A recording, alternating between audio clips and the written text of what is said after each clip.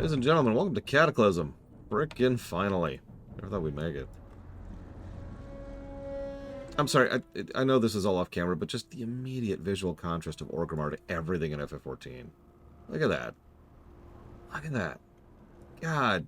I think at least part of it, to really dig into it even more, is the density of WoW is so much higher. There's no big open spaces, like, at all. There's just... Whew. Anyways, sorry. Just I didn't mean to comment on it because I love both games, even visually, but wow, that difference. Look at that. Look at that. But first we got to do a little bit of cleanup, and we got to talk about Cataclysm. So let's go grab Marrowfrost here. Kind of retire him for the moment. Cataclysm came out after, as I mentioned, an absolutely garnormish amount of time. It was almost 2 solid years of no real content updates, just one stupid raid. So, Wrath's kind of had a really big dip in player base. That's normal. Every single expansion always, has a big boost at the beginning of expansion and then slowly dips off. That is the video game norm. It's actually the entertainment norm, believe it or not. The overwhelming majority of people will watch the first episode of a show, the first few minutes of a movie, and play the first few hours of a game, and then bit by bit, slowly drift out until less and less and less people are in. That is the norm, and that's just the filter, right? That's all that is. Nothing new to that, right? Nothing different. Thing is, the gap between Wrath and Cata was gargantuan, so that filter was allowed to keep going and going and going and going. Probably for longer than it really should have been allowed to. But then Cata came out. Cata had a really bad lapse in player base during its existence. And that's really unfortunate because I don't think it deserved that for many, many reasons. But it makes sense given the time, given what was happening, and given the player base and the mentality, and all kinds of things that was happening.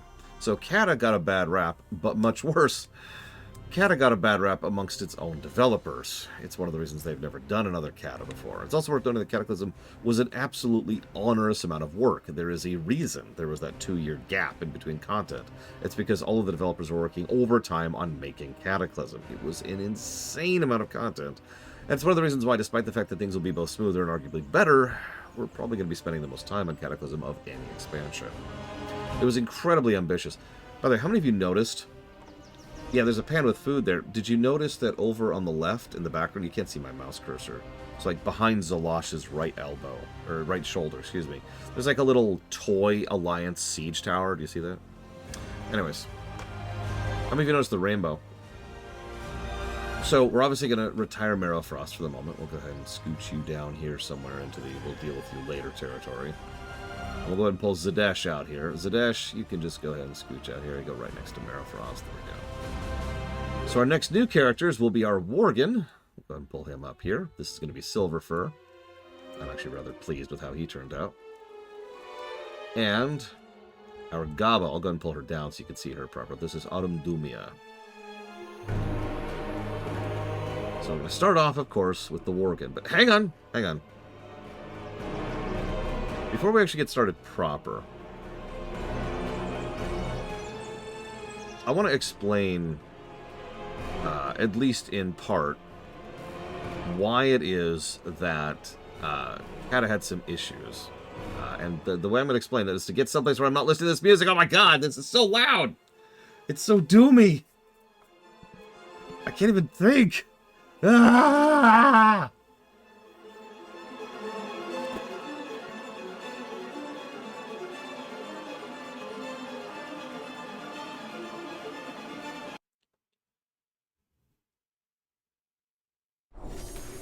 Okay, we're safe. The doom music has gone away. But let's talk about initial negatives, shall we? I can relax for 5 seconds. Because Cataclysm is definitely going to have some initial negatives, 100%. No ifs, ands, or buts about that. As usual, we're going to talk about launch. Cataclysm actually had a pretty smooth launch, all things considered. The launch event was pretty cool. It was one of the better ones. I'd say maybe 3rd best of the launch events, maybe 2nd best. It's up there. And the Cata launch event was a whole bunch of elementals were attacking all over Azeroth in all sorts of different spots. And you had to go and you had to fight them, and they also gave some catch-up gear. It was 151 or whatever gear. It was the equivalent of 10-man Ice Crown Citadel gear, so it was pretty good. Yeah, also, there was this really cool feature. No joke. So in the patch before the Acclamation patch, so about a year before Acclamation hit, periodically the whole world would just kind of shake. Like the screen would just shake, right? As if there was an earthquake happening. And for the longest time, we started like gaslighting ourselves into thinking that was just us, like it was just a bug. But enough people started reporting it that people started noticing that it was, in fact, a thing. And as we got closer and closer to Cataclysm's launch and they started announcing Cataclysm and what it was going to be, it's like, oh, okay, that's what that is. That was kind of cool. I like that. Also, they escalated in intensity and frequency during the Acclamation patch. We also had a whole quest chain involving getting some Titan artifacts to Mirrodin, who was the king of Stormwind. Or Stormwind, wow. Ironforge, the king of the Alliance, which is still not true. And there was elementals attacking Orgrimmar, elementals attacking, I think, Stormwind. I'm not actually sure about that. I had, like, no Alliance presence at this point in time.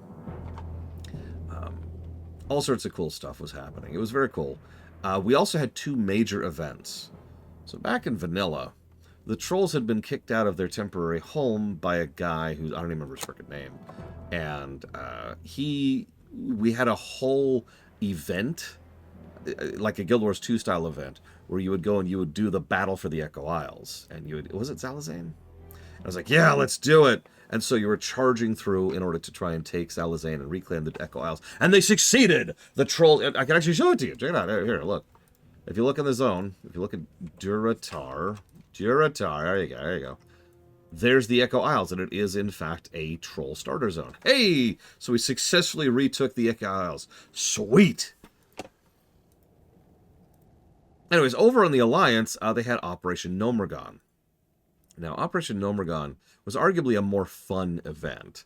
It was hilarious. It was enjoyable. We had to go through the tunnels, and we're like, yeah, we're going to go and fight the gnomes. And we get to the point where there's the big boss, but the big boss isn't Thermoplug. It's some other guy.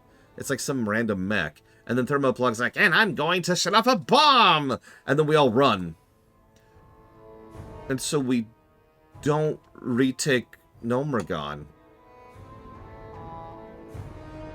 And as recently as now, as in, like, God, what is this, 11 years later or something like that? We still haven't retaken Gnomeregan. Like, they have the area around Gnomeregan, New Tinkertown, but, like, you'll notice there's something called the Toxic Airfield, and it's called that because that's still a spot they haven't retaken. The gnomes have never retaken Gnomeregan. What is with the Horde bias?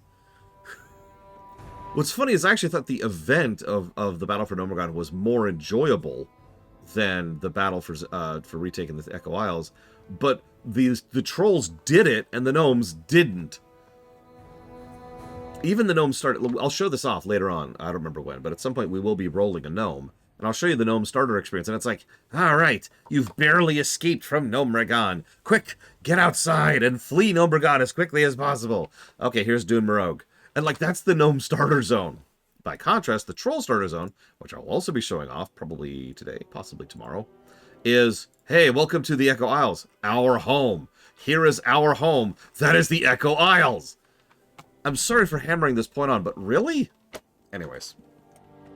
So all of this stuff was in the Cata launch event. It was a pretty good launch event. I'm changing my mind even as I'm saying this all out loud, because I feel like Cata's launch event might actually have been the second best launch event they ever did.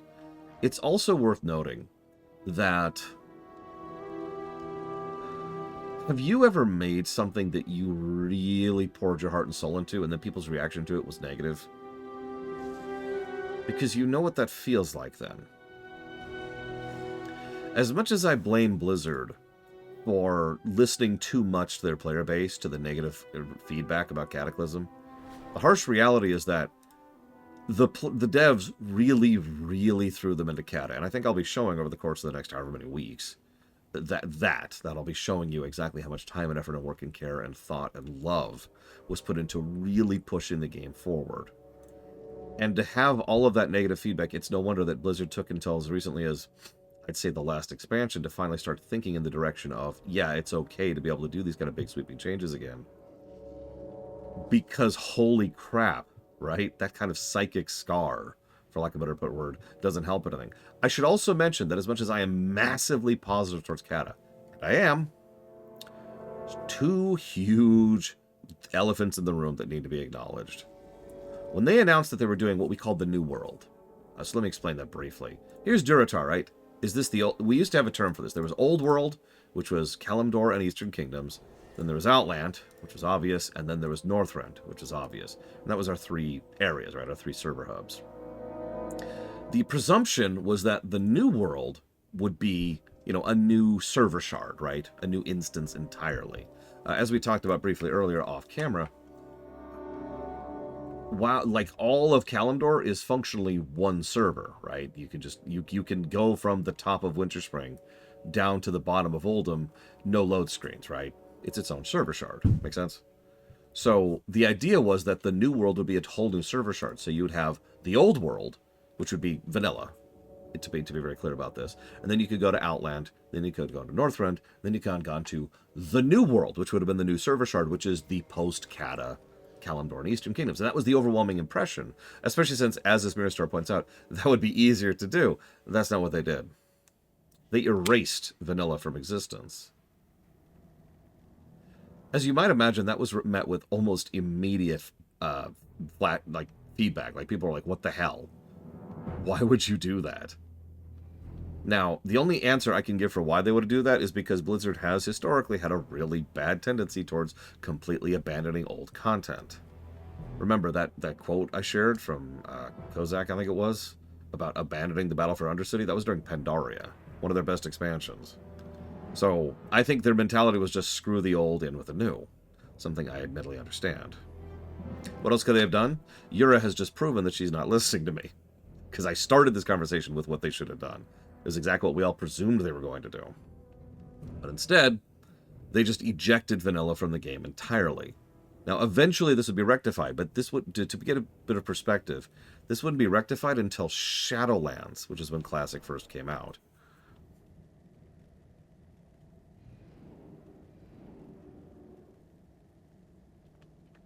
Yeah, I know, everyone was mad about this.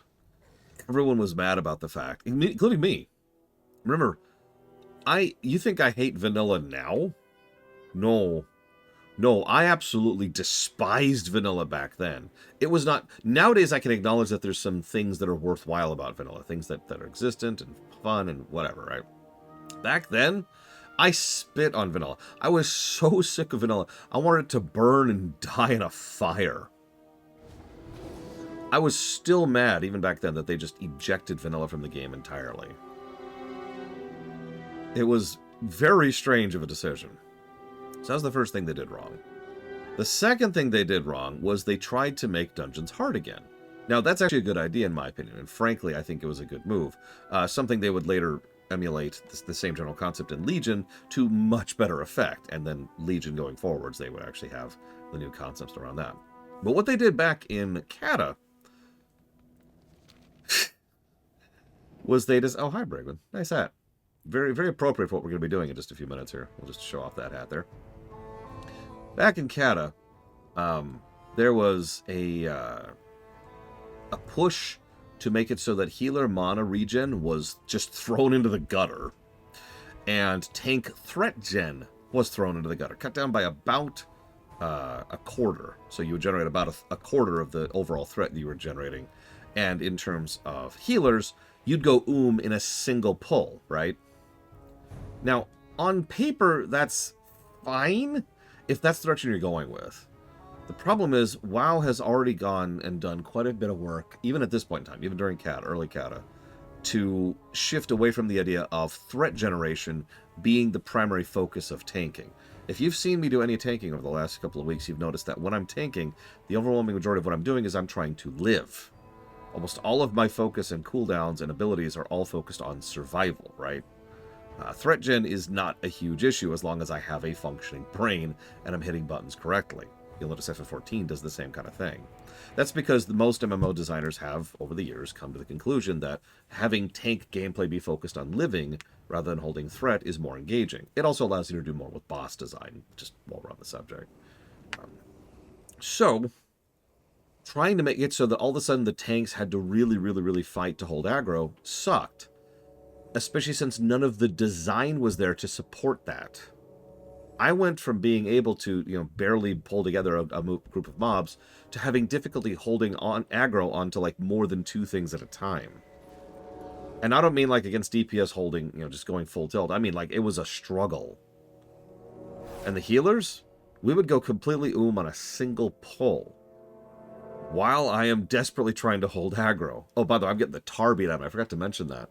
The original, the scaling of the difficulty of the individual heroics was way higher because they were trying to accommodate. So let me explain that a little bit. I've talked before about how Wrath heroics were pretty rough. However, you've probably also heard people in chat say how Wrath dungeons are very easy. These sound like they're strange statements, but what it means is Wrath heroics came out at the very beginning of the expansion. So they were difficult for people who were geared at the beginning of the expansion. By the time we got to the end of the expansion of Wrath over here, we had just outgeared heroics, right? So they were easy. In Cata, they designed the heroics for more over here. In other words, they were ridiculously hard at launch, and the idea was that they would get down to the point of being hard by the end of Cata. Again, this was an approach that failed, to be perfectly blunt, and would later be perfected in Legion. I'll talk about that when we get there. So everything hit way too hard and had way too much health. And the healers couldn't keep up and were running out of mana constantly, and the tanks couldn't keep up and were dying and having trouble holding threat. I will never forget the final dungeon we did, because it was the official moment at which pretty much all of my friends quit WoW. It wasn't actually like the final moment, but we were doing the Lost City of Tol'vir, for those of you who know it. And we were on the very first pull. If you can picture it in your head right now, there's a pull to the left and a pull to the right. We were going to the right in order to go down the right alleyway. And we did like, oh god, I think it was like it was a frost trap, and I feel like we had a sheep in there. I could be wrong, don't quote me on that. We had a second CC, and then we pulled the other 2 remaining mobs, and then very, very, very, very struggling, trying to deal with it, and we wiped. And our healer at the time really wasn't happy about that. That was Gary. He just bailed. He just said, I'm done with this. This is a waste of my time. It's worth noting this was not our first heroic we'd attempted. So this is like after several iterations of this nonsense. So he was just like, I'm done. Lost City of Tol'vir, Leader Fairy. He bailed. And him bailing lost us our primary healer. I was the tank, of course. My sister decided to go server hop, and she went off to something else, and she ended up doing her own thing. And everyone else just wasn't as engaged anymore in the raiding scene, especially since at this point I had walked away from raid leading because I refused to raid lead anymore because I was sick of it. I even said it back then. I'm tired of trying to wrangle 10 cats together every week. It's stressful and it's toxic and I hate it. Screw all y'all. So I walked away from raid leading. So all of them left. And that just left me and Pax. And Pax was like, yeah, this isn't fun anymore. And then Pax left. And that left exactly one person in Cata. Me. So I'm going to pause in my story right here. So I'm going to get back to this. And it was such a wild feeling, Yura. I'll get to that in just a second. But I want to explain why we're going to be starting with some negatives when it comes to Cata. So let's go ahead. You'll notice that we've still got the Wrath score up here. That's on purpose. Because I have a script that updates that. And I want you to see what Cata is going to start from. So this is the starting line, Cataclysm right here.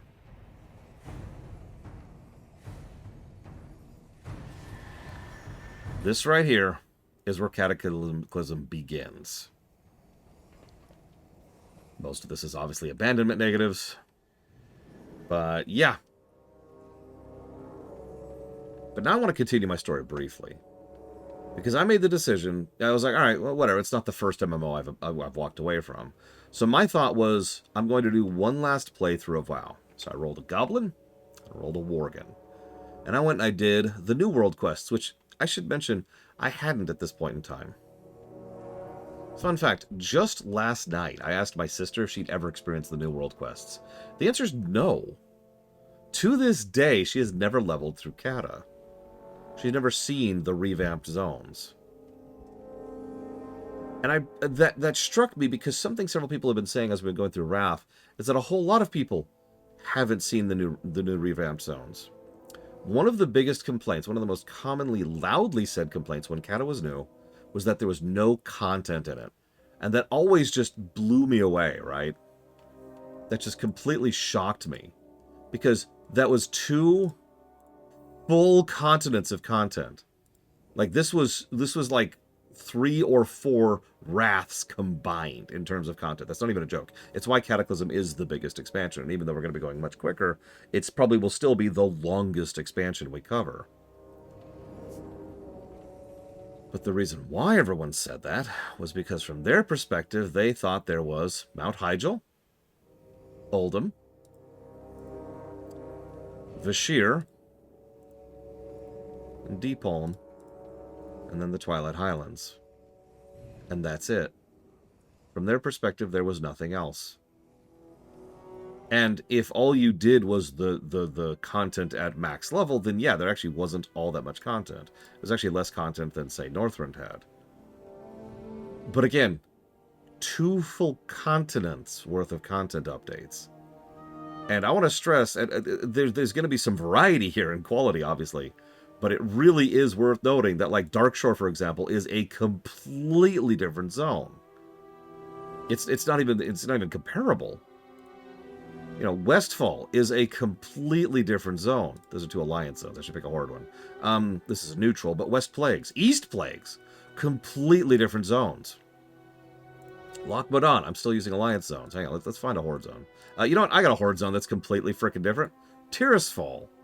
Tirisfal is completely overhauled. Silverpine is completely overhauled. Hillsbred isn't even an alliance zone anymore. This used to be a dual zone, like one of the Versus zones. It's purely a horde zone now. And yeah, and then there's the joy that is so there's several story arcs. We'll be trying to do these relatively in order. For example, Durotar to Ashara. I shared this all with Talia recently. It's like, if you start in Durotar, which you start as an orc or a troll, then you could go to either Ashara or North Barrens. Both of those lead to Ashenvale. Ashenvale leads to Stone Talon Mountain. And this is all one story arc, by the way.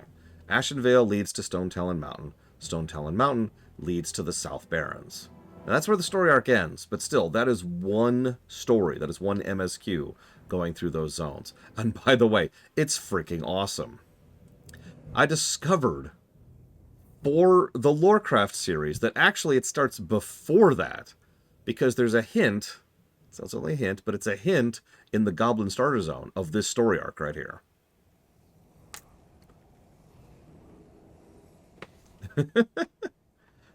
And stuff like that is everywhere. That's just one, that's like the biggest story arc, and I praise this one a lot, but like there's several going throughout here. Like the arc from South Barrens to Desolus to Ferolas to Thousand Needles to Tannerus to Ungoro. Like that's another arc down there. Or going from Fellwood up to Winterspring is another small arc. Over here we've got Hillsbrad to West Plagues to East Plagues, for example. Yeah, there's a few of these throughout the course of this. They also did something else which a lot of people dislike, and I understand why. I just really disagree. I'll use the most overt example of this, and that is the South Barrens. The South Barrens is a fantastic story, but I bet you money that 99% of the players who've been through here have not seen the entire story. I know what you're thinking. Oh, because it's hard. I just realized I'm cutting off your head. I'm sorry, Braylon. There we go. I bet you're thinking, oh, it's because WoW's story is terribly told. It's because the South Barrens story is a single story, but for both sides. So you'll literally only see half the story on the Horde, and you see the other half of the story on the Alliance. And it's actually really well written, because both sides add context to the other. You only actually figure out what's really happening in the South Barrens if you play both factions through it. Now, I think that's awesome. And indeed, I think South Barrens is going to score gangbusters as a result of that. But you have to play both sides to understand what's going on, to get the necessary context. Otherwise, you show up at Tarajo and you're like, oh, those Alliance bastards. We've got to kill the guy who's in charge of this attack. Let's kill him. And then you kill him. And then you switch to the Alliance. And the Alliance is like, okay, we have to do everything in our power to rein in our rogue soldiers. Because they've gone AWOL and they're looting and pillaging when I asked them not to, okay? So you gotta go rein them in. You go and you rein them in, you come back and the Horde have killed your leader while you were away reining in those troops. Oh my god. Those Horde assassins murdered the only guy who was desperately trying to fix this situation. We need to get revenge. We need to go stop them. Let's go. And it's just, and it's stuff like that, right? And it just goes back and forth as you're going through what I personally refer to as the quagmire. It's awesome as you're going through the South Barrens. It's fantastic. There's this bit where, I don't remember even where it starts technically, but there's a dwarf in the South Barrens who's like, I need you to go and kill a whole bunch of Horde because they attacked a dwarven post. How dare the Horde attack the dwarven post? Hang on, rewind. So the reason the Horde were attacking the Dwarven Post is because the Dwarven Post is actually built on a Tauren burial grounds, and the Tauren are there trying to, like, be like, hey, could we have, like, access to this, please?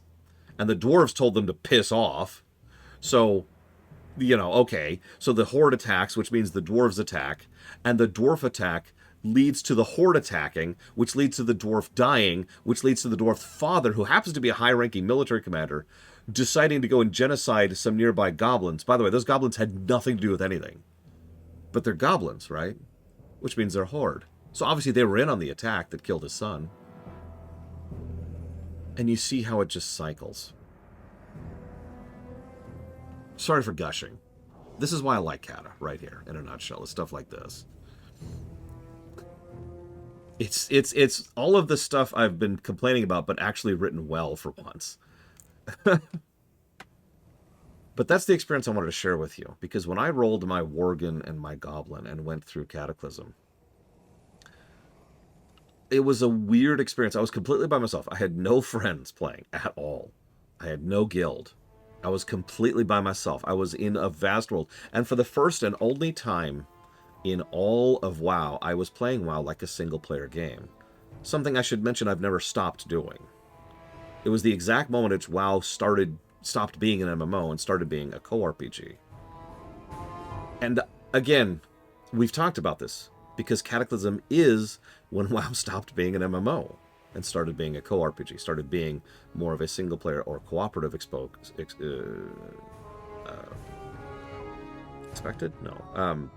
We'll just go with focused. Focused experience. That's what I was going for. And it was a sea change for me, personally and mentally. And it suddenly made it so I could actually enjoy the game again. I could actually have fun playing it as a single-player RPG. And I was talking about it to Pax, and he was like, that sounds awesome. Yeah. And that's where we're going to start. So let's go ahead. I apologize for sitting here and talking for like 30 minutes. So we're going to start with our Worgen. And then we're gonna do some add-oning stuff. But let's listen to the thing first.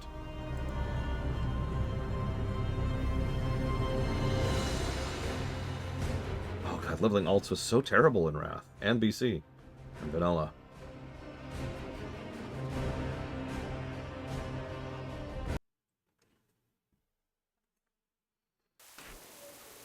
Led by their indomitable king, Gen Greymane, the proud citizens of Gilneas once stood with the Alliance against the vile, orcish horde that sought to conquer all of Lordaeron. Gilneas survived, but in the chaotic years following the Second War, the mighty kingdom drew ever inward. Distrustful of their former allies, the Gilneans erected a mighty wall at the borders of their land, closing off their nation and their hearts from an ever-darkening world. Now, many years later, as the seemingly unstoppable undead scourge marches across Lordaeron, human civilization once again teeters on the brink of destruction. As war and terror close in all around them, the citizens of Gilneas are faced with one terrible truth. Their mighty wall cannot hold back the dead for much longer. And worse, rumors of a new threat have arisen within the kingdom's borders, of feral nightmare creatures that walk upright as men, but hunt and howl as wolves. So, okay, hang on. Let me fix my add-ons really quick so you can really process. No, those aren't missing textures. Those are deliberately shaded. Stand ready, guards! We don't know how many intruders we're dealing with, but the headlands are overrun and we're cut off from the harbor towns. Expect to be outnumbered.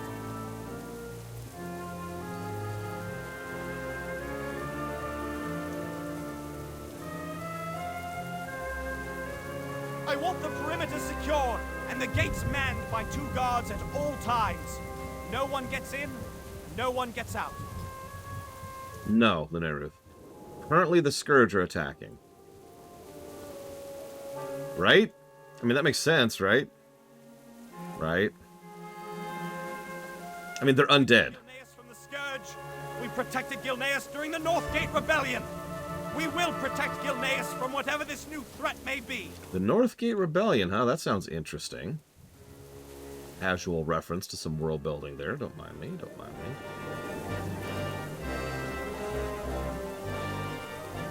Stand ready, guards! We don't know how many intruders we're dealing with, but the headlands are overrun and we're cut off from the harbor towns. Expect to be outnumbered.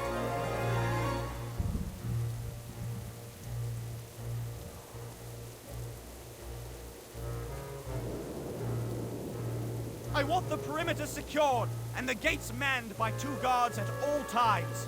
No one gets in, no one gets out.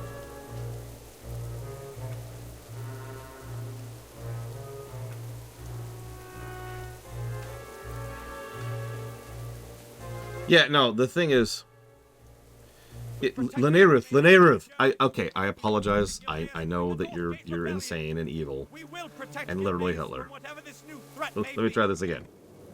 Obviously, it's Sylvanas. But let me ask this question in a different way. From the perspective of Gilneas, who or what is Sylvanas? Stand ready, guards! We don't know how many intruders we're dealing with, but the headlands are overrun and we're cut off from the harbor towns. Okay, we're gonna shut that up for a second. We're finishing up. We're almost done. We're almost done. I love templates. Yeah, Gilneas has been in isolation for like, I think 20 years at this point. Something like that.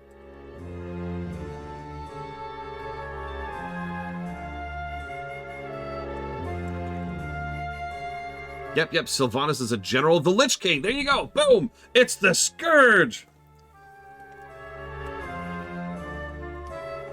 Well, they're not coming on boats at the moment, Lineruth. Also, to be quite honest, the Scourge, Jesus Christ, you got me doing it. The Forsaken aren't actually attacking yet, not really. Lineruth really is trying to skip ahead. I'm going to ignore her for 5 seconds just so I can tell the story at here, and then we'll move forward to the stuff that she's getting ahead of us on. So, what's happening right now? Gilneas erected that giant-ass wall, right? Before I actually go any further, what I first thing I want to talk about is, hey, check it out, we're a human. What do you think of my appearance, by the way? Rate my mog! So, I love the opening cinematic for the Worgen, especially because it was doing stuff that they effectively couldn't do back then, right? You'll notice that it's a lot more sweeping and a lot fast, and a lot more brave with what they do with the camera. Specifically the camera. A lot more large sweeping movements, a lot more smooth movements, because Cataclysm was one of many under the hood improvements to the engine of WoW, as they do every expansion. So they're playing with that a little bit more. So thank you, Blightful. I appreciate you. Yeah, I'll say some fruit, but also if you want a little something on the side, I got your back. Oh man, Crazy Nurse, I'll tell you about Kingdoms and Giant Walls. So, I like the opening cinematic. It stretches the limits of what the engine can do in a good way. No, it's okay. I want you to be even worse than Hitler. So, yeah, you like, I'm sorry, can I just take a moment to gush about this area? It's got some of the open problems, so like we're still in Cata, you can still clearly see. So this, and I'm going to use a direct comparison, and I know everyone's going to hate me for this, and I don't give a crap, because it's the truth. This is the equivalent of Dawn Trail in terms of visual design. This is what Dawn Trail has gotten up to, right? So we've still got like nice, big, open, sweeping areas like this, but we also have people running through. We actually have some NPC set dressing. We've got some decent doodads on the corners and the sides. We can tell this place is not doing well. We got little parchments floating around. Of course, don't see any right now, but every now and then you'll see one as part of a weather effect. We've got this chunk going on. We've got the freaking the things on the windows. I can't think of the name of that are blowing open in the wind. We've got I love the architecture of Gilneas. It's got this whole gothic vibe thing going on. I forget what it's actually. It's not actually gothic. Yeah, the place is not doing well. Shutters, thank you. We get an immediate looking at just how much this place used to be. Like, you could tell this right here used to be a market square, and yet all we have here are panicked citizens and a whole bunch of people over on the side here, along which are the city guard, and us, we're the volunteers. So you could, and over there, if you'll notice, pay attention to the distance, we've got even more of these people and panicked citizenry who are all demanding something of the city guard. What the hell is going on? What's going on? I thought I saw something on the rooftops. Oh, by the way, we're in Cataclysm, and as with literally every expansion up to and including the current one, we will have more voice acting every expansion. You already noticed this, because I had to turn it off. Gilneas here, yeah, you can just feel the vibes of this place. This is, for the second time, our showcasing of a kingdom that used to be at the height of its power, which Turbo isn't anymore. So yeah, Gilneas back in Warcraft 3 was definitely one of the powerhouses. It wasn't on the level of, say, Stromgarde. Stromgarde was the powerhouse of the human kingdoms, and they got absolutely run over by the demonic horde. It's why Stromgarde doesn't even exist as a polity anymore, is because they were ground into the dust. But Gilneas, they were pretty much in the number 2 slot here, right here. And yes, this is one of the many, the 7, I think, Arathor offshoots. Gilneas had good position. Now, let's look at the map here just for a second. So they have, this is Gilneas itself. This is Gilneas proper. Very good port spot, right? Lots of fresh game, lots of arable, livable land, lots of fisheries, and again, very, very, very good port. It also has had good land access to Lordaeron to its north, and Dalaran over to its northeast, back when both of those kingdoms still existed. So Gilneas was an economic and military and cultural powerhouse. It's one of the reasons they're the British. You've already noticed that in the accents, I'm assuming, and to the music that's playing right now. So, then the Scourge came. Now, I've made fun of their decision to wall off the Scourge many times. I should probably mention, though, that it's a good chance that the only reason any Gilneans are alive is because they walled off the Scourge. So while it is arguably a stupid idea, and it definitely made things worse in several directions, that wall also prevented them from going the way of Lordaeron. Remember, Lordaeron doesn't exist anymore. Lordaeron is this giant plagued land up here. And you know this area we call the Western Plaguelands? And the Eastern Plaguelands? Yeah, that was Lordaeron. So, maybe. But the thing I always make fun of about the wall is that, not that there was the right call to make, because it arguably was the right call to make. The problem was, they took the wall as a permanent solution. I've talked about this a lot lately. A lot of people like fire and forget solutions. We built a wall, we're done. No maintaining, no positioning, no patrolling, no upkeep, no update, no nothing. And so they just built the wall and walked away from it, right? That didn't work out very well for them. Yeah, set it and forget it, exactly. And that meant that Gilneas, which again was one of the most prosperous kingdoms, just kind of slowly got worse ever since. The isolation, a giant kingdom in isolation, is not a good move in any direction. I should also mention that while the wall... oh yeah, sorry. We're done. So, the wall... I should also talk about... Just briefly, I love how they showcase the politics here. See, this is Silverpine, right? A chunk of Silverpine, about what I'm showing on the screen right here, give or take. It's debatable. But at the very least, up to Shadowfang Keep down there, was all Gilneas territory. You'll notice that's above the wall, like outside the wall. Oh, and that's right, we just called that the Northgate Rebellions, didn't we? As you might imagine, a lot of their own people were not very happy about suddenly being told, hey, we're building a wall and locking you out of your home. You can come inside, as a displaced refugee with no land or money to your name, and abandon your homes and livelihoods. Also, I should also mention that, once again, back up here, this was all most of their farmland. Like, the overwhelming majority of their farmland was up here around Amber Mill and I can't remember the name of the town anymore. It's not even there. Yeah, you'll notice that you don't have to read the freaking comics to understand what's going on here. It's worth noting there are side stories for Cata. They're completely unnecessary, because the exposition is actually in the freaking game, so you can actually follow what the hell's happening. So yeah, that led to the Northgate Rebellion. We'll learn more about that as we go. But they did it. They won the Northgate Rebellion, set up the wall, and said, okay, here we go. We're good. Job done. All right. Who's for Pinochle? Or whatever British people play. I don't know. Now, there's one other caveat here, but I don't know what I should talk about that. I just want to kind of give you a little bit. Who's for Conkers? Yeah, I don't want to go too far into the lore of this right now. This isn't a lore run, after all. Instead, I just want to talk about how all of that information is conveyed right up front here, right out the gate. And again, oh my god. So let's go ahead and just start jotting down some positives, shall we? So we've got Gilneas, architecture, before we go anywhere else. And then Gilneas City, we'll put some question marks by that. And we'll think about, so we've got NPC set dressing, you know, so we do have several panicked people running around, and guards trying to take care of things. We've also got some decent doodad usage. Maybe a question mark at that, and general brickwork, which we'll talk about in a minute.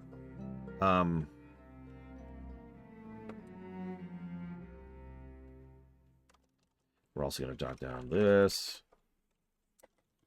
and I think that's it for now. Okay, so let's go ahead and talk to this guy.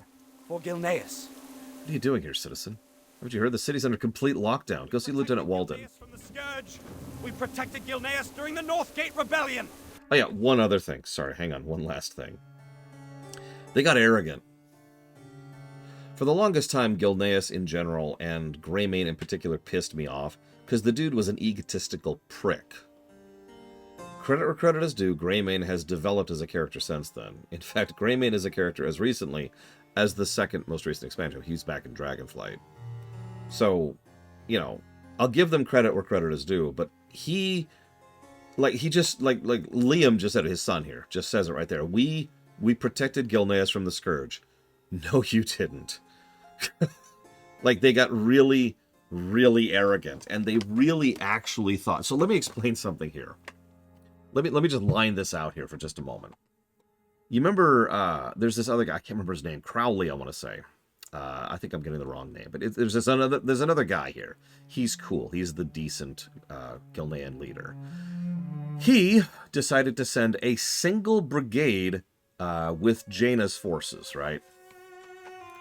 So he sent one brigade off to the Theramore detachment over here, in order to assist in the fight against the Burning Legion. For this action, he was just slammed. And it was one of several contributing factors to why Crowley would end up leading a rebellion, a Northgate Rebellion, one might even say. That's the kind of person Greymane was. He was so insistent that the Gilneans were so much better than everyone else. And he was. This was his attitude, was that we are Gilneas. We're better than the rest of the humans. We're better than the rest of the Alliance. Because remember, there was an Alliance back in Warcraft 2. We beat the Scourge. We suffered at the hands of everyone's. We didn't get the recompense we wanted. I should also mention that they also barely assisted in the war of Warcraft 2. And I do mean barely. Like, they were very reluctant assistance, and then they demanded tons of recompense for their barely assistance, kind of a thing. Yeah, this probably all sounds a little bit familiar to real life. So, anyway, in other words, Greymane and the Gilneans were kind of assholes, to put it very, very simply. So, when they get faced with anything approaching a real threat, their first reaction was, yeah, we got this. As if anything's going to stop us. Pass the tea. Sip, sip, sip. And that's the overall vibe here. Let's get into it.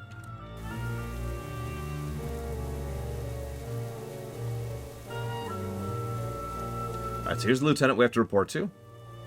He's dead. I should probably Deep claw marks run through the man's corpse. The lieutenant appears to have died from his severe wounds. The prince might want to hear this news. Alright, let's go see what's going on then. Oh, huh. And notice the layering tech. Yeah, by the way, sorry, thank you for pointing that out, Dakota. Notice the gate is completely unbreached. There's just dead people on this side of the gate. Yeah. So, I don't want to jump too much down this. I'm just going to share one little tidbit. The Worgen curse is spreadable like a disease. And they're an isolated nation locked behind giant walls and trapped within a single city.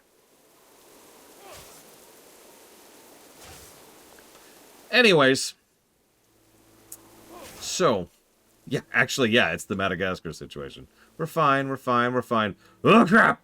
And yeah, also they have no functional army. They just have the city guard, which, yeah. I do also want to talk about the layering tech. Now, we showed a couple of times during Wrath how they were using the layering tech to show cutscenes. Remember, hey, go back to the airship, and then come back. And by the time you come back, you know, it's a new area. But you notice what they did just now. I'm going to repeat that, just in case you missed that, because it was so smooth. I wouldn't blame if you missed it. Hey, go talk to the guard. Okay, I'm going to go walk over here and talk to the guard. Oh my god, the guard's dead. Okay, well, I better go tell the warden that he's dead. And by the time we get back, we're in a new layer. All they did was put us around the corner, and then bam, change the layer behind us. It's... They do so much good stuff with layering nowadays. Holy crap. Like, I'm already in love with this. All my people. It's you again. Looks like you're not one to hide in the face of danger. Very well, then. For Gilneas. By the way, I can't do a Gilnean accent. Do not ask me to. All my people. Worgen! My father warned me the Archmage Aragal's creations had run amok. Where are they coming from? I suppose it doesn't matter. Help us make quick work of them. We'll show them what we Gilneans are made of. Gilneas. The civilians aren't safe here, even in their own homes. We're doing our best to stop the Worgen from getting indoors, but their numbers are too great. Help us by evacuating the civilians. Let's get us... hello? What's your story? Listen, we can't let our supplies get destroyed. With Gilneas walled off from the outside world, we won't last through the winter if we don't have much of our stock. Help us salvage what we can. Long live Greymane. Oh, no, they know what Worgens are. Or, more accurately, they have no idea what Worgens are. And that's the fun part. Remember earlier, and this is what led to what Linnea was bringing up, they keep talking about these, the Forsaken forces as if they are Scourge. They do so out of ignorance, because they don't actually know what they're dealing with. But I bring that up because, yeah, the Worgens have been around since vanilla. And, well, they think they know what Worgen are. They don't. Yeah, living in isolation for decades, it does some things to a country, you know? Oh yeah, one last thing about Gilneas, and this is just a purely personal reason why I dislike Gilneans in general. They're very nationalistic. And to explain that very briefly, to explain that concept, I might be using the wrong word, so if I am, forgive me. It's all about the identity of the nation, the state. The state is supreme, and a lot of the personal identity is then wrapped up in the identity of being a member of the state. What are you? You are a Gilnean. And thus, almost everything that you do is at the service of the state. Sense make? That is Gilneas in a nutshell, and I'm not a huge fan of that. And yeah, actually I was going to say, let's even if we ignore real life parallels, Garlemald, right?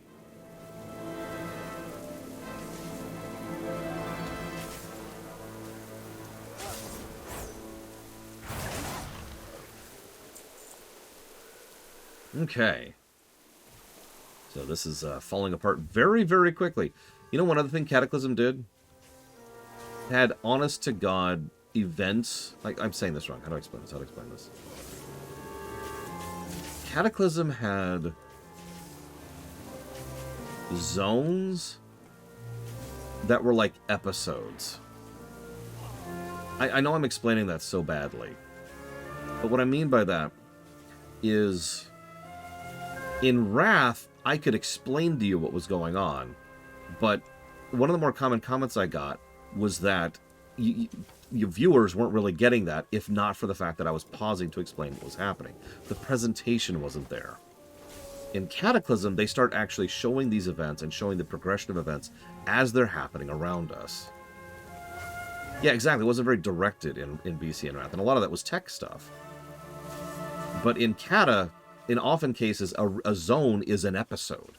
One full, complete story arc, fully showcased and self-contained. Bashir is an amazing example. The Badlands is another example of this. You're already seeing this right now. Like, this is falling apart around us. Any friend of Greymane is a friend of mine. Watch your back. Also, as a quick aside, God, it feels so good to be in Cata. Okay, For my people. For Gilneas. It's no use. They're not letting up. For my people. That's a new appearance, really. Good job. Thanks to you, many Gilneans will live to see a second day. It's time for you to leave. Go to the military district and get with the other civilians. Check in with Gwen Armstead when you get across the bridge. See if everyone's okay. I'll stay with the guards that cover the civilians' retreat. Go now. That's an order. Quick aside. Something that is an underappreciated talent when it comes to writing is usage of words to convey tone. And I know that sounds so stupid, but what I mean by that is if someone is like, if you're reading a book and someone says, you have to be cognizant of what is currently happening. We are under attack by enemy forces, and they are currently doing a tremendous amount of damage to our craft. Therefore, we are about to fall to our very deaths. Oh no. Like, granted, I was using my tone there to kind of help, but you get how even just the sentence structure there does not convey the urgency of the scene, right? By contrast, it's like, oh crap! They're hitting us! Go! You know, just boom, boom, boom. Very short sentences, very short words, very clipped. In several cases, not even what you would call complete sentences, but I forget what it's called, the opposite of a runoff sentence, where you're not even saying something that follows proper grammar, because in the moment you're just trying to say, go, right?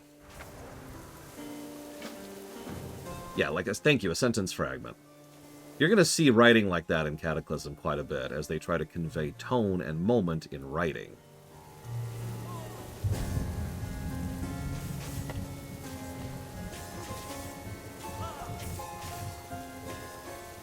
I'm already jotting down thoughts. I think one of the things, and I regret this, I hope Bladeville doesn't hate me horribly for this, is that while the review system itself hasn't really changed, I think I've just gotten better at it over the last few years. Like, as in literally getting better at writing down thoughts that I already have, if that makes sense. Like I mentioned earlier that I just completely missed giving some positives to FF14. You know, in the rush and bustle and all that. I'm getting a whole lot better at jotting down notes in advance and cycling those notes and auditing those notes. And I actually have a separate spreadsheet whose only job it is to help me keep track of things on a zone-by-zone basis. You know, I've gotten better at the process, right? Oh yeah, by the way, for those of you not aware, the Worgen, this is a tragedy. There's no positivity to be had in the Worgen starter zone. The Goblin starter zone is a comedy, top to bottom. And that's Cataclysm in a nutshell. For every Vashir, you have an Uldum. And for every Mount Hyjal, you have a... let's go with Burning Steps for that one. Gwen? Ain't you a chipper-looking one? We're all fine here. A little shaken, but alive. That's enough gabbing for me today. Most of us made it here alive, but there are Worgen on this side of the city as well. We're going to continue heading south once everyone's accounted for. That reminds me, someone was asking about you, a woman named Lauren. She seemed a little disappointed when I told her you were all right. I think she mentioned she owes you money. Keep your chin up, eh? Well, let's go talk to Lauren, then. Now, this actually isn't... Oh, I know, 5. This isn't relevant anymore because class trainers don't exist as a gameplay mechanism anymore. But I have to give credit, both Worgen and Goblin actually put some surprisingly interesting thought into their class trainers. You notice we encounter these almost immediately. We had our very, very, very first tutorial zone, which was here's how to interact with stuff, here's how to kill stuff, here's how to talk to people, here's how to loot.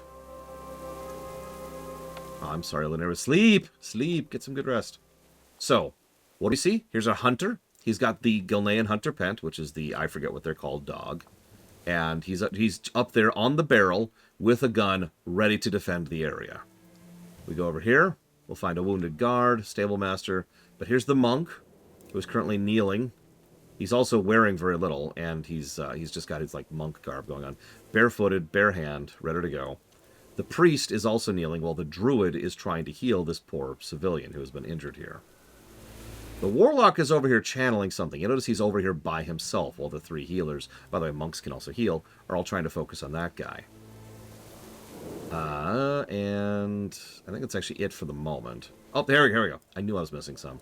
Mage is up here right at the front lines, just like the warrior is. I don't want to oversell, but I love how even the class trainers are part of the story. They're part of selling the tone of what's happening and why. So, hang on.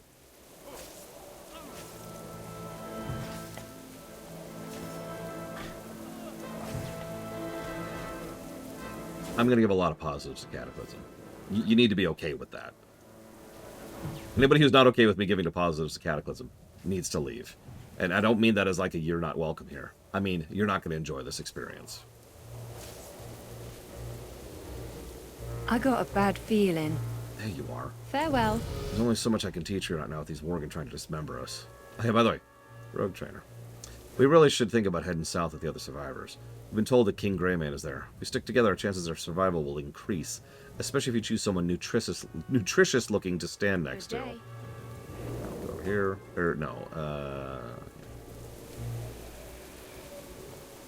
Really nice. Yeah, Celestine, she's kind of a cool character. We'll talk about her later, though. Alright.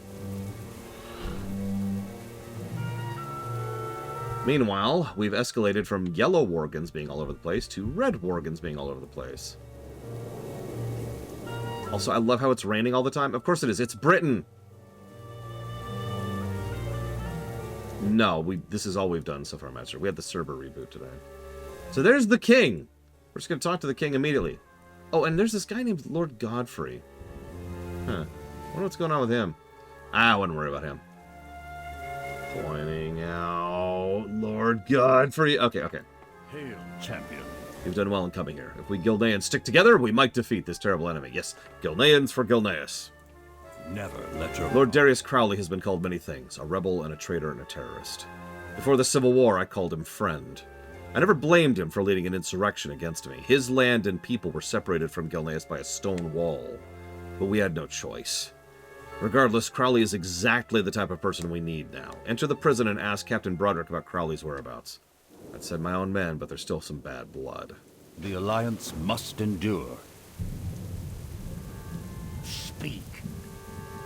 We ought to leave Crowley in prison with those beasts. Huh. Fine by me. If you want to risk your life to rescue a known traitor. Do me a favor and do something useful while you're out there and kill these cursed flea bags. Well, have fun, Mr. Red. I know I'm terrible, and I don't blame you. Yeah, human nation with druids.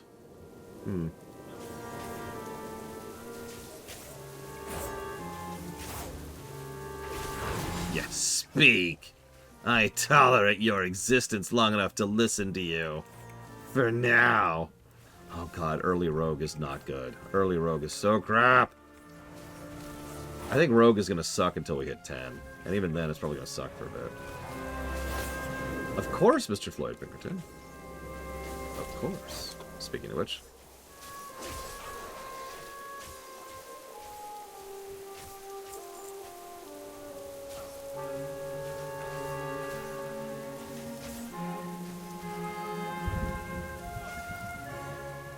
Greymane will lead us to victory. He wants to save Crowley? Has he gone mad? We must face our fears. Don't understand why the king wants to waste time saving his hide, but if you want to risk your life, then be my guest. They're holed up upstairs, probably plotting against the king as we speak. Watch your back. Yeah, that's another thing. They are so nationalistic that when one of their own members decided to rebel against the leadership because the leadership was being evil, everyone immediately branded them as traitors to the cause and the crown and hates them years later. To the point where they'd literally rather leave them here to die to monsters and beasts rather than save them. That's what I mean when I say nationalistic right there.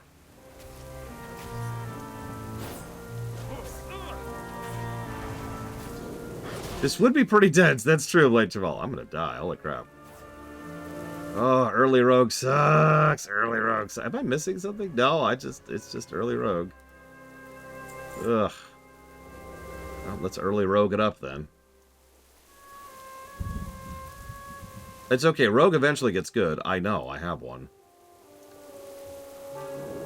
So here we've got Tobias Mistmantle. Did I notice that last time? Huh. Anyways, sorry, this is the brother of the guy from Dustwood.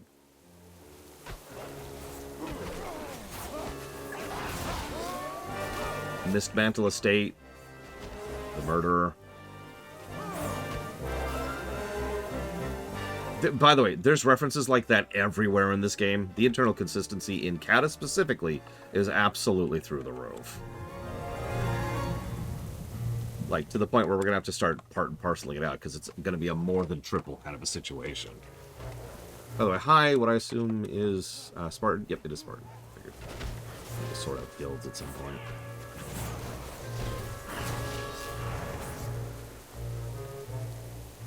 We will prevail. Greymane's right. These beasts do not give a damn about our politics. Gilneas needs to stand together. We do what we must. One of those mangy flea bags got Dempsey real good. We can't move him until we stabilize the bleeding. Give us a hand. Hold back these mongrels. Done. Yeah, no, exactly 5. In fact, to use a specific example, and I cannot say more details without spoiling, but let's just say I recognized every single NPC, every single named NPC in the 4th zone in War Within from where I'd seen them before. Really, really dancing around the specifics there, but if you played War Within, you know what I'm talking about.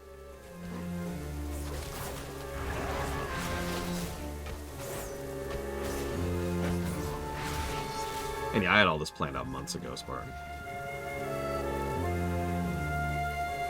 Like, there's just, oh, this, like, when I was going through it with my friends, I was like, oh, this is such and such from this place, and this is such and such from this place, and this is such and such from this other thing.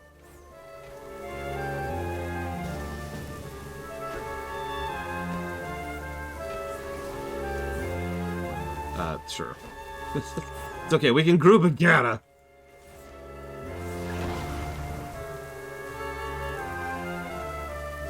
Yeah, many threads, exactly.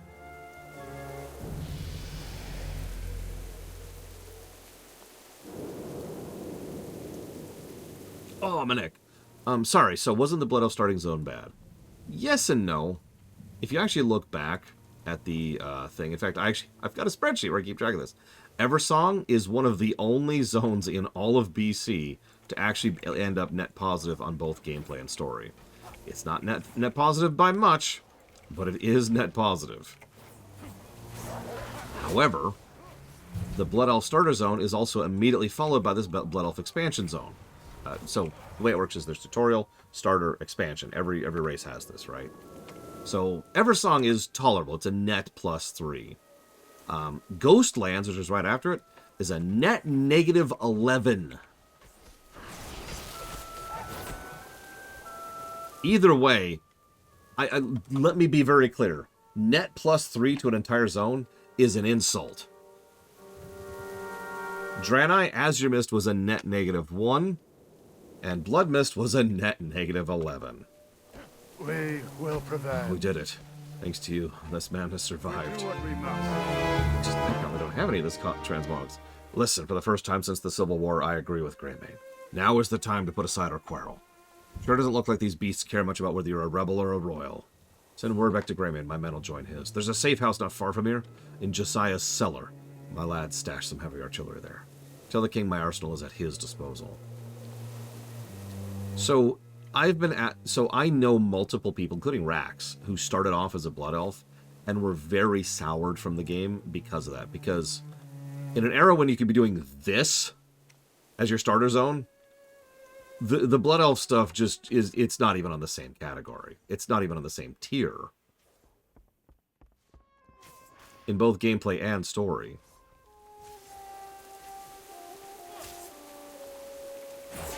And remember, Eversong is one of the better of the old vanilla zones. Oh, absolutely, J. Palmer.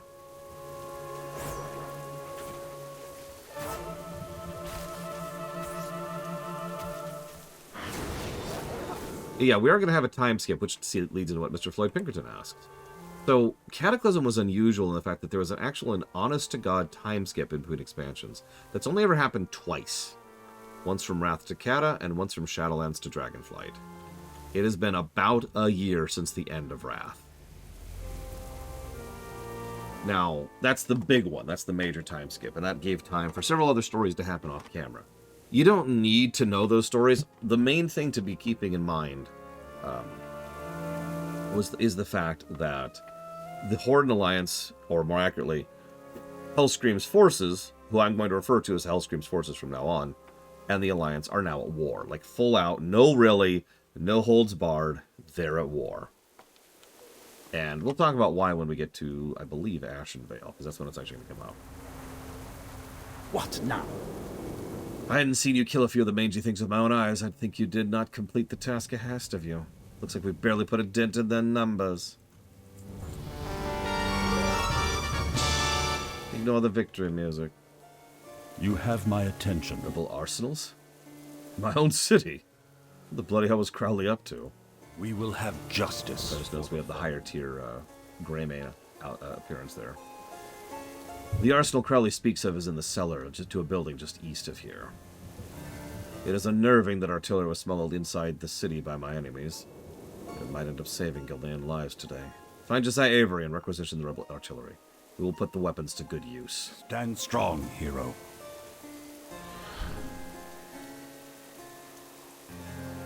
Yeah, in all honesty, granted, different perspectives and different preferences, but the idea of starting now as a Blood Elf, I probably would have put WoW down. Like, yeah, no, this isn't for me, clearly. Avery? Avery, hello? What's your story? Don't look at me! Leave me alone! I can't fight it! Ah! What the? Oh my god! Nice shot, Lorna. You okay? Make it quick. He turned into one of them, didn't he? How do we even begin to fight an enemy that can do this to us? My father's arsenal certainly is a good start, I suppose. Worgen are hiding in the alleys up ahead. Take one of the Mastiffs.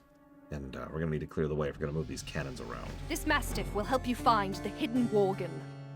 Okay, I can work on that. Hey, I've got this debuff. You were bitten by a Worgen. The wound looks minor. Maybe it'll go away with time?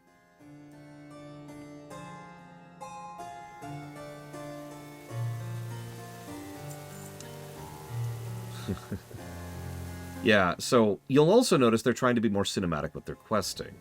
Honestly, and if I can be really honest, Cat is still kind of rough. It's also one of the reasons why Cataclysm has a reputation for being the buggiest expansion. Is because they really were still experimenting with doing cinematics at all in gameplay. Like actually having events happen to the player live. Like you just saw.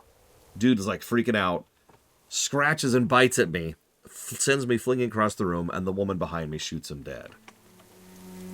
It's not quite there yet, but they're definitely getting better about it than they have been previously. Oh yeah, also very large-scale scaling, layering, excuse me. We'll see that.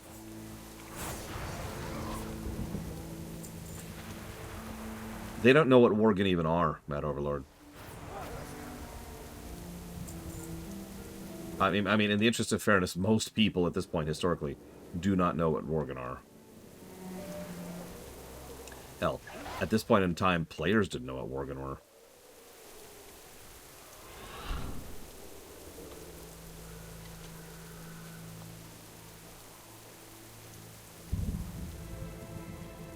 What is it? Excellent. I'll start rounding up some help to get these cannons positioned. Make it quick. It's time. We'll take it from here. Tell King Greymane my father's arsenal will be at his disposal. There's more than enough firepower to blow the Worgen from here to the North Sea. They were Worgen, Yura. They were what we're going to refer to as feral Worgen. Oh my gosh. So you notice, once again, things moving behind us. The king, just in case you're missing it, I apologize because I know a lot of this is obvious, but I'm just trying to help people keep track of all the stuff that's happening. We used to be over there, right? That's where we were. We are now over here, and now there's a barricade they've set up. You'll also notice the area we've been fleeing from is now completely overrun with Worgen. There are dozens, if not hundreds, of Worgen over there now. You see the vibe? See how the story is progressing around us here? Literally, the spots we just quested at are places that are completely overrun, and we can't go back to. If I just run out there, I will be freaking murdered. And yeah, notice the enemies are now red, so no really, stay away. We owe much to the Alliance. I knew Crowley would come through. His weapon will be more than useful to us. All these years after the war, and Crowley was still hiding enough firepower in that cellar to level half the district. Might have to come to that. We can't open fire just yet. There's a civilian trapped on the other side of the prison. It's not just any civilian, it's Gilneas, one of the most brilliant alchemists the world's ever known. One of his potions saved my daughter from dying soon after being born. Take my horse and rescue him. He must live. And let's frickin' do it!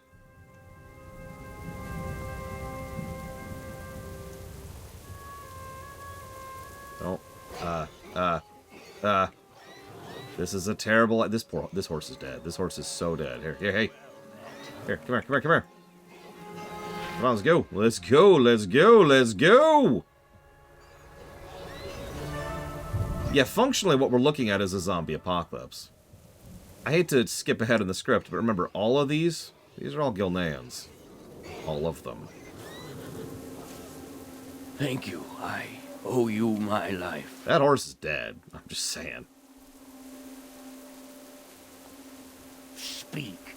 Well done. We'll make sure Krenna makes it out of the city alive. We've got Aranis. Fire at will.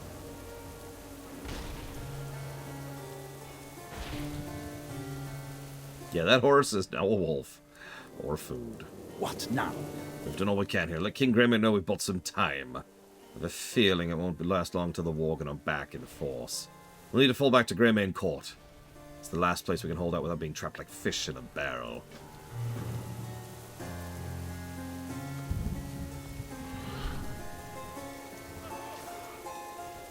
So, it's funny you ask that. Given the nature of what Worgens actually are, it's entirely possible animals can't be infected by it.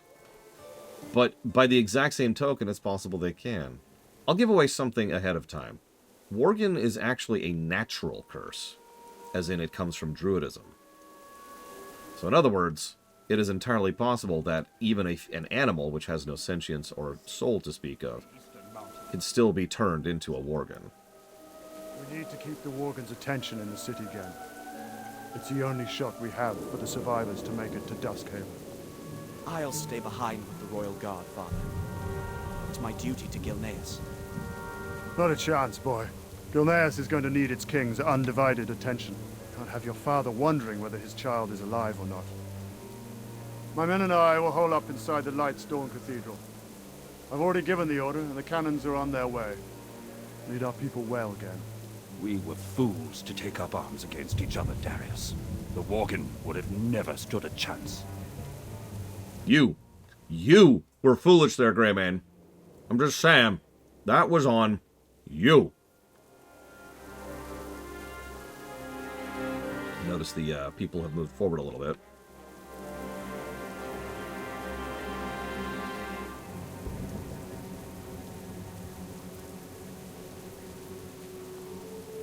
Probably would have been such a better leader.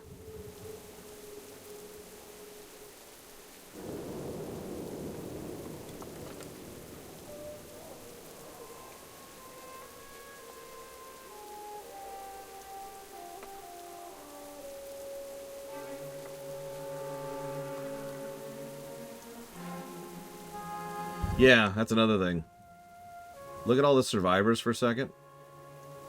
Notice how many of them are female. There's so much attention to detail. There's so much attention to detail. And you're probably thinking, well, that's sexist. No. The men are over there, holding the line and being turned into Worgen. Hey, the bite wound is getting worse. You don't feel so good. Also notice that they've gone from healing one person to healing like 6 simultaneously. Make it past the gates into Duskhaven. We'll be safe. We've left with very few choices. What we do next will be a critical decision. Oh, they're still talking. I don't want them to talk.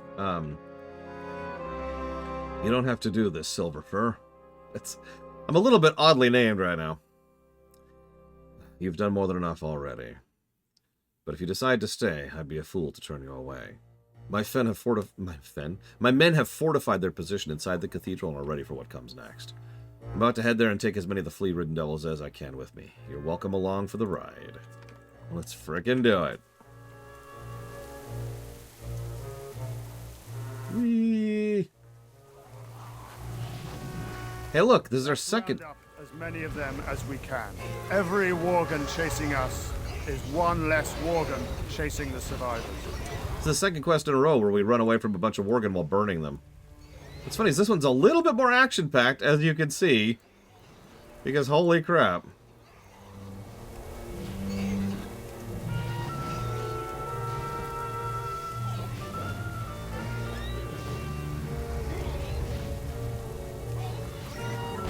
You'll never catch us, you blasted mongrels! Yeah, this is what we call AoE taunt. Holy crap. Run, run, run, run. Oh, Jesus. Oh, Jesus. Ooh, okay. Made it. Ain't you a shipper looking one? Brace yourself. Here they come. Oh, shit. This actually could kill me. Hang on. Hang on. This is a bug. I told you, cat is buggy. That's going to be a thing. Now, they should... Oh, no. Okay, we'll accept that. It's okay. Cata also has a lot of graveyards. You remember that in those negatives I keep giving to overworld zones for having too distant graveyards? That's gone from now on. Time has come. We're going to put a dent in their numbers. The time is now. We have the position. We have the firepower. All that remains to be seen is whether we have the courage. And I sure don't see a coward standing in front of me.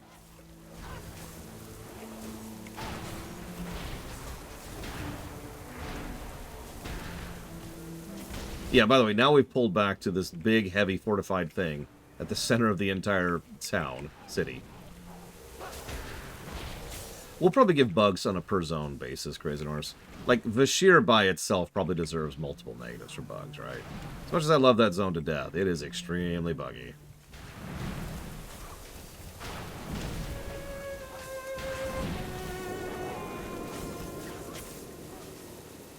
I got a bad feeling. You've done well. Done more than could be asked of any Gilnean. We're running low on ammunition. Time to regroup inside. You wouldn't want to see me when I'm angry. We had enough ammunition to carry on the civil war for another month. Yet the Worgen's numbers are such that we're nearly spent. Remember, these are so many people because this is all the Gilneans of the Outer Territories. We don't want to be caught out there in the open when that happens. Hold back inside the cathedral and report to the boss. I'm sure Crowley will know what to do Long next. live Greymane.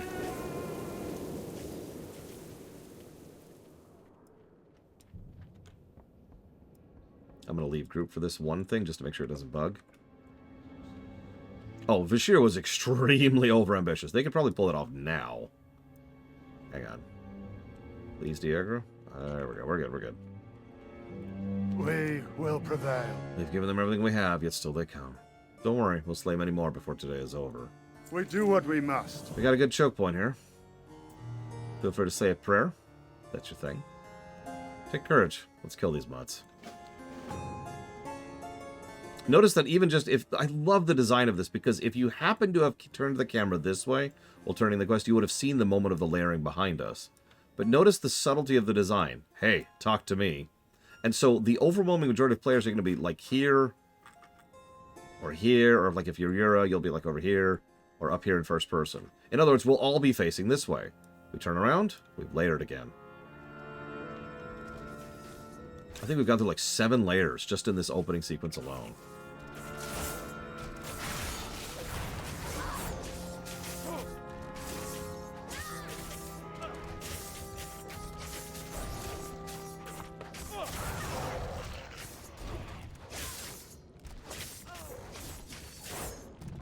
I guess it's more of a story thing.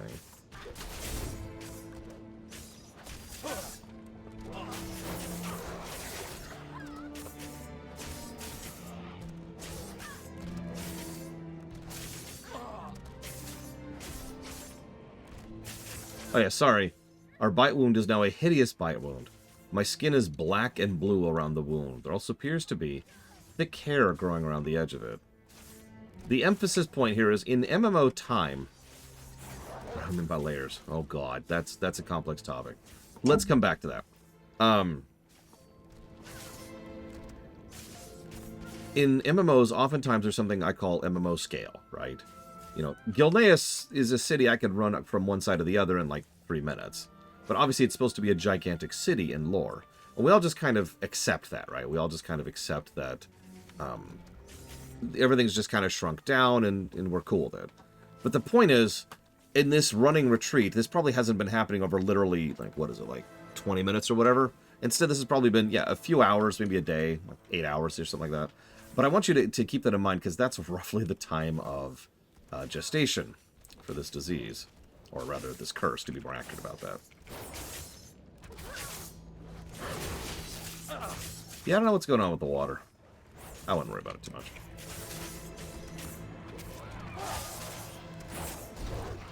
So, yeah, layering.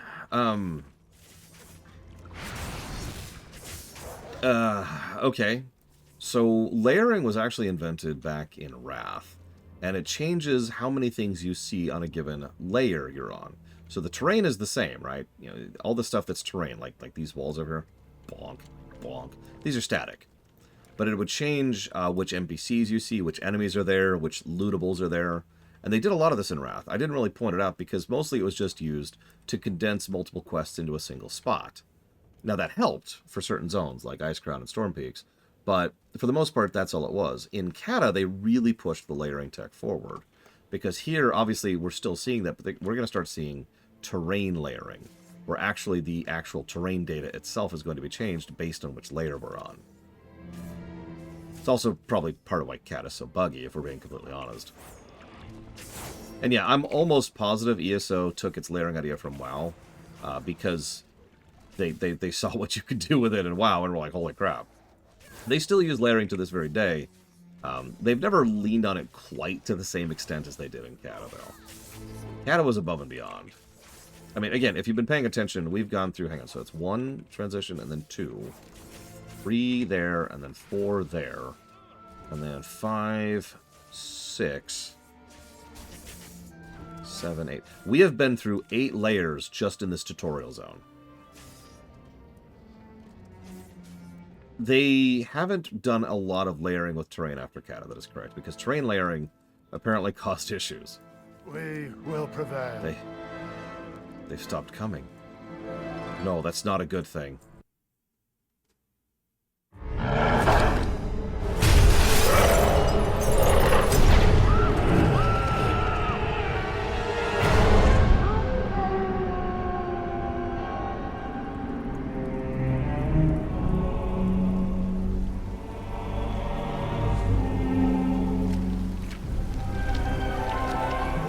There's one thing they don't convey properly here, it's how much time just passed. And that fade to black, it's been a while. Like, there's been some time pass here. Look at what you've become. Those cursed beasts. They've left you nothing more than just another wretched mongrel. Do you even remember what you did to your friends? Your kind, haunting the wilds unchecked, until we found you. They've kept you alive because they still believe you can be saved. To which I must ask, is there even a shred of humanity left within you?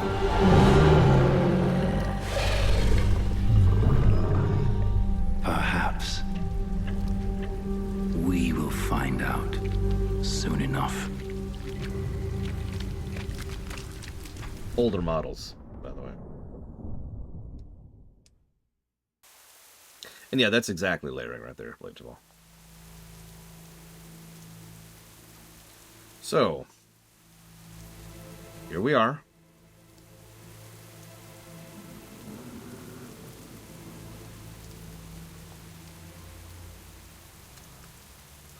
I mean, we can't skin humanoids, Mr. Floyd Pickerton. I mean, can we skin Tauren? I love this, but we are actually rooted. We cannot move. We also are a little bit more feral than we used to look, as you can tell here. I forget the exact amount of time that's passed, but some time has definitely passed. And, yeah, Godfrey looks different. Go ahead and put that over there. So there's Greymane, Godfrey, and this is a fun one. Not a lot of people catch this. That's Aranis, the Royal Alchemist, whose life we saved. Now, I bring this point up because there's often no real excuse for why. Listen, Evo, I know you hate Cata. Please forgive me for gushing about Cata nonstop. I know there's often no real excuse for why it is we're the PC. We're just the PC, and that's fine. But I do like this tiny little tidbit. The specific reason why they go so far out of their way to save us in particular is because the only one individual thing we did during that whole tutorial was save that alchemist's life right there. I mean, obviously we were part of the defense and blah, blah, blah, but there were a bunch of other people there too who were part of that defensive line. No, the thing that distinguished us is that this alchemist, we saved his life. You remember that? He was stuck in the tree. We ran out the horse to get him. And that alchemist now wants to give us this shot. I need you to pull through, Silverfur. This dosage is strong enough to kill a horse. But I know you. I know you're made of. You'll be fine. Trust me, I know what you're going through. Now drink up and close your eyes. Yeah, this is a very good alchemist, by the way. One of the best, like, in lore. And yeah, it is a dice roll. It's a dice roll. And of course, by definition of being a video game, of course we're going to succeed at the dice roll. But I do like the implication that not everyone does.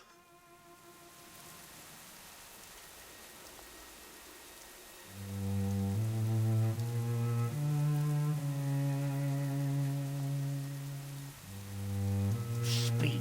So, Crennan's potion did not kill you. Well, I suppose that means the human side of you is in control then. I guess I won't be shooting you after all, at least not yet. Go speak with Crennan, give him the good news. He's in charge of the house where we keep your kind.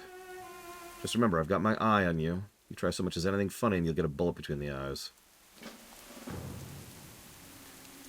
Also, if I can add one little personal addendum here, I agree completely with what Baron just said in chat. The Gilneas actually have the Gilneans have a lot in common with the Forsaken. In fact, there's another group they have a lot in common with too. The Blood Elves.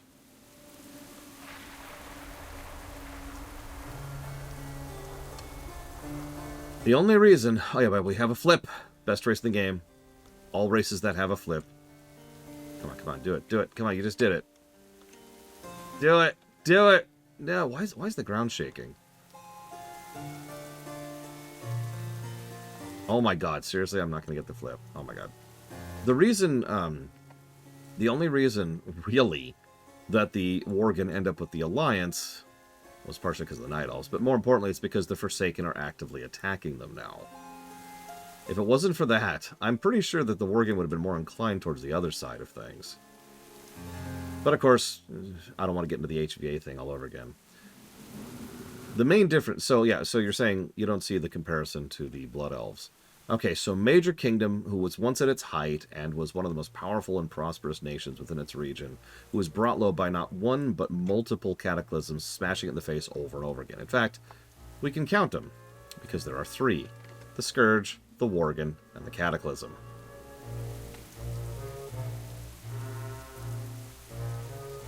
Now, ironically, Takoid is correct. If anything, this would have been a perfect time to start branching away from the faction system entire. This is something they would finally take their first steps towards in the next expansion, Pandaria. In Pandaria, when you start a Pandaren, you could choose a faction, because the Pandarans are not inclined towards either. And, hey, here we are. But I do agree with Takoida. Gilneans are so... What is with the shaking? Gilneans are so nationalistic, it actually kind of feels weird that they joined anybody. But, you know, they did get a lot of humble pie in a very short period of time. Oh yeah, by the way, the Forsaken, Blood Elves, and Gilneans all suffered from the same cataclysm. The Scourge.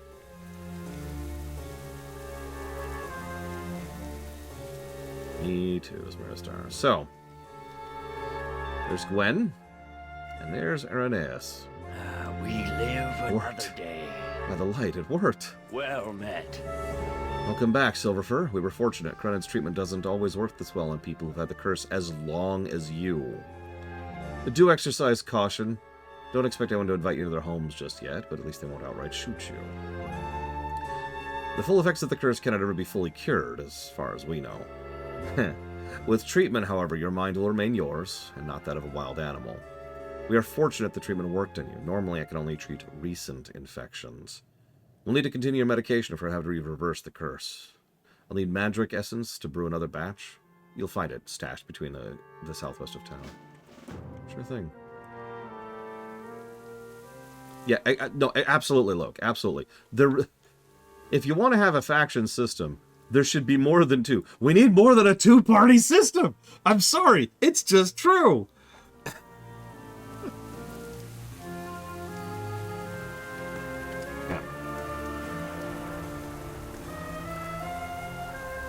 Yes, Yera. That was actually part of the thought process.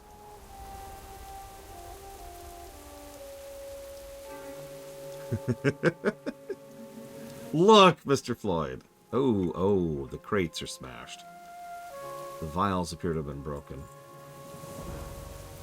Also, the Forsaken are now attacking.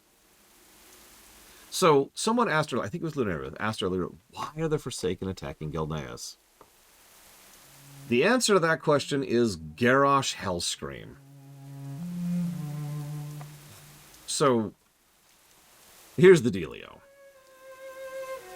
Garrosh is an idiot. We're just going to start with that. And doesn't understand anything other than attack. And so that's his primary approach, right? So what Garrosh actually wants is to attack here. In fact, more specifically, he wants to attack here, Stormwind. Because he's really against the humans because... Shut up. And so the answer is because the humans are the center of the Alliance. So he wants to focus all the way in on Stormwind. This is his goal. I bring this up because, well, that's all the way down here. And attacking that from any position is going to be rough, especially since they don't even have a beachhead. Like, they have a beachhead over here in the Swamp of Sorrows, which, by the way, I'm just going to spoil, immediately turns into a quagmire. So, that's off. So he needs some kind of a beachhead, some kind of front where he can funnel troops and supplies over.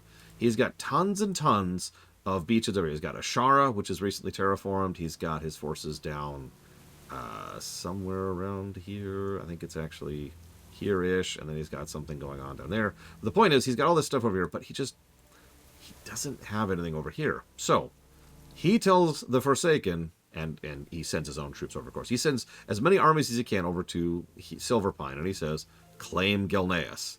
Remember I mentioned this earlier? Gilneas is a great natural port. And so his demand, his absolute... Oh, that's funny. His absolute mandate... Sorry, spoilers there on the map. Ignore that. His absolute mandate is claim Gilneas. I want that port. And the idea there is he's going to use the port to attack south. By the way, this is also the reason why he's attacking Tol Barad in lore, even though this is mostly just a PvP zone. Anyways. So that's the goal. This is also, by the way, why he goes after Vashir. We'll get to that much later. Now, why does Sylvanas obey? That's a little bit more complicated. Either way, that's the reason why the Forsaken are here. Because they are functionally here on behalf of the Horde. Or, to be slightly more accurate, the Hellscream forces. A long knife with a skull ornament in its hilt sticks out of the militiaman's ribs. As you look around for clues, you spot a pair of savage-looking warships on the shore. Gilneas is being invaded. I love the coincidence of this, by the way. Obviously, it's not like we're the first person to notice the Forsaken showing up. But we're one of the first, and it's completely by coincidence, because we happen to go down here and be like, hey, what's this? Oh my god! Yeah, Gilneas is one of the best ports in the setting, actually, but definitely the second best port on the Eastern Kingdoms. This is prime real estate, even now. And yes, this is essentially the beginnings of the Hellscream War. I love that. Are we just going to let him through? It's me. It's me, Bobby. Remember me? He's one of Crennin's King's orders. Besides, looks like we have better problems coming our way. Guys, it's me! you remember? We used to play cards every Tuesday. No? Okay, I'll leave you alone. Actually, that would be more logical. Oh god, it's the Scourge. What can I do for you? Forsaken? Quick, we must mount a defense. Farewell. The reefs have always protected us from a coastal attack. The earthquakes must have opened a passage for the Forsaken ships. Quick, slow down the attackers while I get the rest of the militia ready. I think I can hear the prince and some of our men engaging them even as we speak. Speak with Liam, see how you can move us. Oh, and make sure he doesn't get himself killed. I'm afraid he might be a little reckless in his current state. Keep your chin up, eh? Yeah, so really think about this. So we're out of the tutorial, if you're paying attention. Gilneas is unique. Most characters, most stuff have either a sub-zone or a zone, and that's your tutorial. We actually already showed this off. In the Blood Elves, it's Sunstrider Isle, right? And then you go on to do Eversong.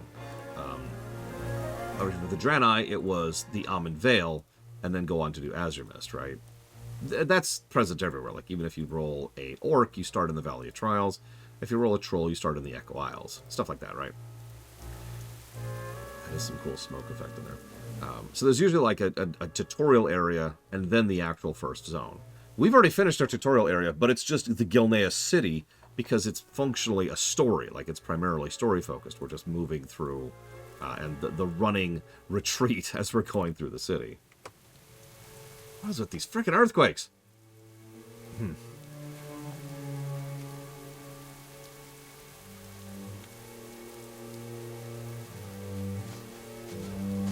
we go. For Gilneas. Silverfur, you are alive. Thought I was having dreams about the old days when I heard your voice. Can you put on some clothes, Liam? You're attacking these guys with a broken bottle. For Gilneas. I'm not sure if you're alive or dead, human or Worgen. I'm not sure if I'm even really awake, but this I'm sure of. We're gonna kill a great many of these motherless Forsaken. For my Yeah, they have mothers, they're just dead. For Gilneas. Look here, the big fat ones, the A-bombs, they're called. They don't go down easy, so don't tackle them on your own. But I have an idea so crazy it might work, or it might get you killed. There's barrels of gunpowder. Grab them and toss them right at the A-bombs' heads. I'll take care of the rest with the trusty old blunderbuss. For my people. For Gilneas. Okay. He'll be fine. He's fine. He's fine.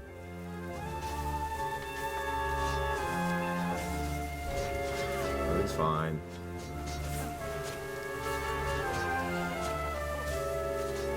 Yeah, he really is kind of more of a PC than a Huss.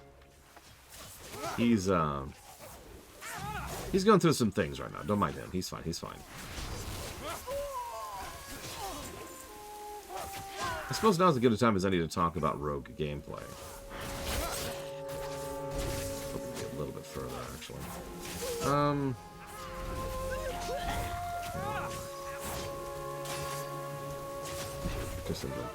So you got your builder that builds up combo points, and you've got your spender that spends combo points. Obviously, spenders tend to be a little bit more heavy-hitting. God, what's with these shakes? Than the rest of the stuff. We've also got a heal, 30-second cooldown, that just straight up heals us as a hot. That's a relatively new addition to rogues. It's a very welcome one, holy crap. Rogues used to have a very strange perspective when it came to soloing. So you'd stealth, you'd sneak up to the quest objective, get the quest objective, stealth, and then leave the area completely. If you got seen or spotted by anything, you would vanish. If you got seen a second time, then you would die. That's kind of how questing was for a really long time with rogues. I don't remember when they added the health vial, but it was definitely something that was a little bit more appreciated than not. This not be good. You're fine. See? Look at that. Right as rain. It's okay. This is a run. This is a stream. I anticipate. Back here. I smashes you. There's going to be all kinds of bugs. Get back here. I smashes.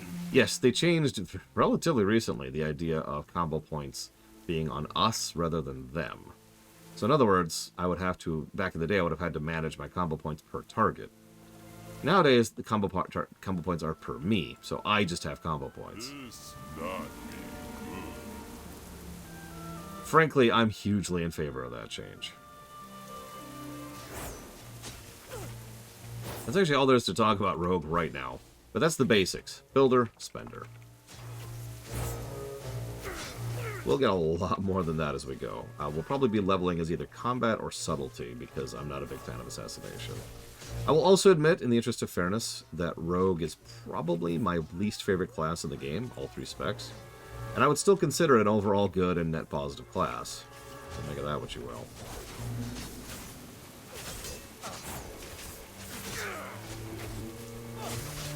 Yeah, we have already poked at Feral, which is similar. Same bones. Oh, God. Rogue in Classic was interesting. They were the kings of PvP, especially dueling PvP. But honestly, in a way that wasn't really fun. Like, as a rogue, if you were a rogue, you either were just completely on top of the situation, or you were dead immediately. And there wasn't a lot of in between. They could stun lock you, but you know what's really funny about rogues back in vanilla? There was one specific class that was really, really good at absolutely shutting down a rogue. And that was Warrior. Guess what I mained back in vanilla? There were actually 3 classes I mained in vanilla, but the second one was Warrior. You see, Warriors had some parry stuff, even if you were playing DPS. They also had an ability called Overpower. And the way that would work back in vanilla is you'd be like, the rogue would be like, "Oh, I'll kill you." And I'd be like, "Yeah, okay." And every time they did anything to me, I'd get an Overpower back. So their experience from their perspective would be like, "All right, I'm going to kill this guy. I'm going to kill this guy. Where's my health going?" And then they'd die. My job in my PvP team, because remember, I actually was going up the cycle. I got up to Lieutenant Commander back in vanilla. My job was to lock down and shut down rogues. That was like the biggest thing I did. For my people. That and tanking. We'll talk about later. For Gilneas.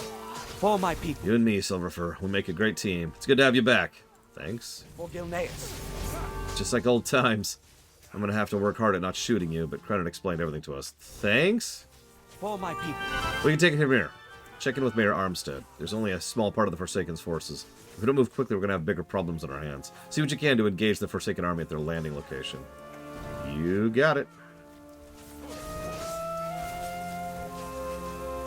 Oh, dude. I was actually playing a priest in BC, specifically PvP. That was actually quite funny. Just for the sake of it, I'm just going to grab a bag here. Yes, please. Thank you. There we go. Well, it's like this. So first, I'm going to put some dots on you. And then I'm going to slowly channel an ability on you called Mind Flay. And you're going to slowly walk towards me until you reach me. Then I'm going to fear you and sit and watch as you go running away. And then when you're all the way over there, and you break out of the fear and start coming at me, I'm going to go back to slowing you as you're on your way to reach me. I can't do a lot of damage to you, but you can't even reach me. By the time you reach me again, my fear is either back off cooldown, or I can use one of my other abilities to fear you or root you. People hated me as a Shadow Priest. Get gabbing or get going. Great news. I've sent the remaining militia to the shore to meet the Forsaken force head-on. Long live Greymane. Lord Godfrey is leading the attack near the Forsaken's landing area. See what you can do to help us keep the Forsaken back. I've been told Godfrey's commandeered the Storm Cellar. Seek him there. Watch your back.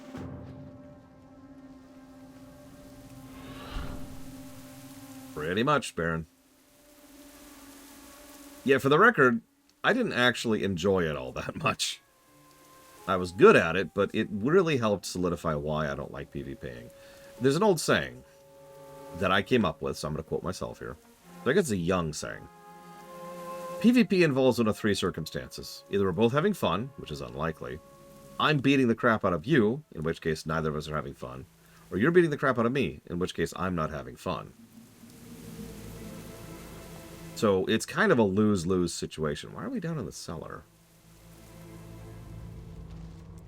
Okay. Hey, Godfrey. What now? The Forsaken are here in full strength. Barely have enough men to hold them back. Speak. What now? So we're already into my lunch break. I was hoping to reach a certain point before lunch, but honestly, I probably shouldn't push that. Let's go ahead and pause for a minute. I'll be back in a bit.